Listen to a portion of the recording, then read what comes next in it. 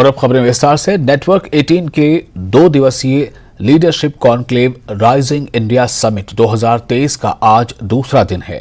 आज रक्षा मंत्री राजनाथ सिंह ने कहा कि हमें अपना टाइम आएगा कहते हुए काफी समय हो गया है, लेकिन आज मैं सबके सामने यह कहना चाहता हूं कि अपना टाइम आ गया।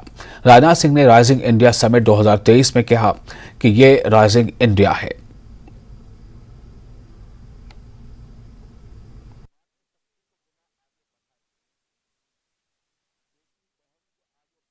देश ही नहीं पूरी दुनिया ने देखा है कि पिछले 8-9 वर्षों में हमारी इकॉनमी में बहुत बड़ा बदलाव आया है। आप सभी मॉर्गन स्टैनले के बारे में अच्छी तरह जानते होंगे और आए दिन उनकी किसी न किसी रिपोर्ट को लेकर चर्चाएं भी होती रहती हैं।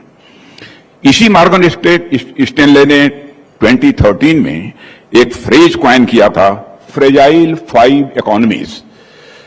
फ्रेजाइल का मतलब आप लोग अच्छी तरह जानते हैं, जल्दी टूट जाने वाला, जल्दी बिखर जाने वाला होता है।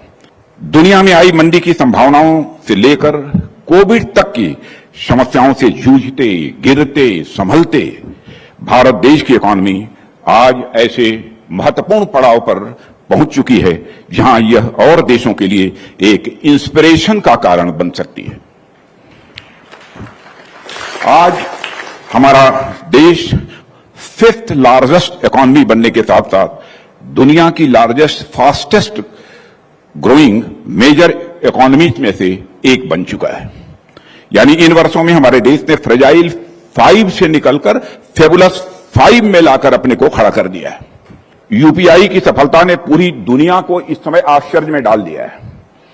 आज भारत पूरी दुनिया का 40% रियल टाइम डिजिटल पेमेंट कहीं हो रहा है तो आज हमारे और आपके भारत में हो रहा है। पिछले महीने per day 36 crore UPI payment के ट्रांजैक्शन हुए हैं। साथियों, इसी तरह रिटेल इन्वेस्टर्स को भी हमने भरोसा दिलाया। हमने इनसाइडर ट्रेडिंग पर लगाम लगाई, ट्रेडिंग प्रोसेस में टेक्नोलॉजी और डिजिटल आर्किटेक्चर को बढ़ावा दिया और ट्रेडिंग प्रोसेस को ट्रांसपेरेंट भी साथ ही बनाने का काम किया है। और हमने अपनी डोमेस्टिक इंडस्ट्री के लिए डोमेस्टिक मार्केट को अनफेयर फॉरेन कंपटीशन से प्रोटेक्ट करने का पूरा प्रयास किया है।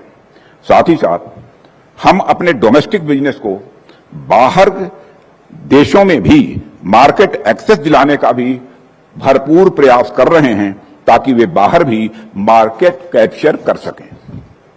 समाज को सशक्त करने के लिए समानता सबसे पहली जरूरत होती है। वह समानता आर्थिक हो सकती है, वह समानता राजनीतिक हो सकती है, वह समानता शैक्षिक हो सकती है, धार्मिक और सांस्कृतिक भी हो सकती है। इन सब पहलुओं पर हमने ध्यान दिया है और यह इंश्योर करने का प्रयास किया है कि समाज के सभी वर्गों के सभी लोगों को समान अवसर प्राप्त हों और सभी प्रकार के कार्यों में सभी लोगों का उचित प्रतिनिधित्व भी हो।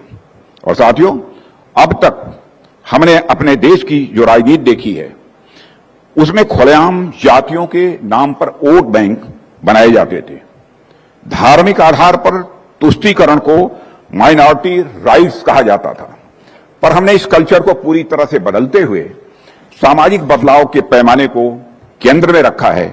और जब मैं यहां सामाजिक बदलाव की बात आप सबके सामने कह रहा हूं तो उससे मेरा अर्थ समाज में रह रहे सभी वर्गों, सभी जातियों और सभी धर्मों के लोगों से है।